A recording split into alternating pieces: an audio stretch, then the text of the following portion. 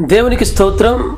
మన ప్రభువును ప్రియ రక్షకుడైన ప్రభు అయిన యేసుక్రీస్తు నామంలో అందరికీ హృదయపూర్వకమైన వందనాలు.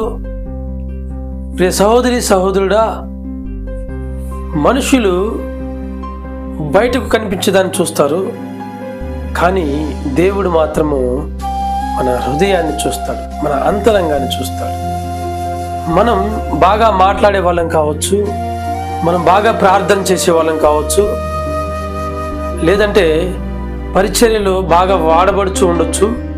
కానీ దేవుడు అడిగేది ఏంటంటే, దేవునితో మన హృదయం మనం ఎలా ఉన్నాము అనేది మాత్రం దేవుడు మనల్ని అడిగే ప్రశ్న.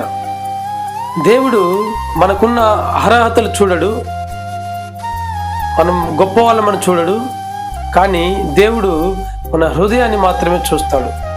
మన గతాన్ని దేవుడు చూడడు. ప్రజెంట్ మన స్థితి ఎలా ఉన్నది మాత్రమే దేవుడు చూస్తాడు. ఈ ఉదయకాల సమయంన మనము తగ్గింపు హృదయంతో దేవుని దగ్గరికి వెళ్దాం. దేవుని దగ్గర మనం నటించే వారిగా ఉండడానికి వీల్లేదు. మనలో ఎంత మాత్రము గర్వం ఉండడానికి వీల్లేదు. ప్రియ సహోదరి సహోదరుడా, గమనించాలి, నిజమైన వినయ హృదయంతో మనం దేవుని దగ్గరికి వెళ్ళినట్లయితే దేవుడు తగ్గింపు హృదయం గల వారిని దేవుడు తృణీకరించడు. దేవుని స్తోత్రం.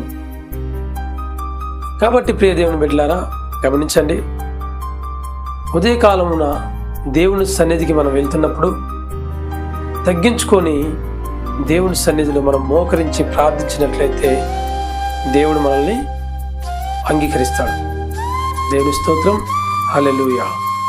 దేవుడు మన హృదయాన్ని మార్చునుగాక. దేవుడు మన హృదయాన్ని వాక్యానికి లోబడులాగున చేయునుగాక.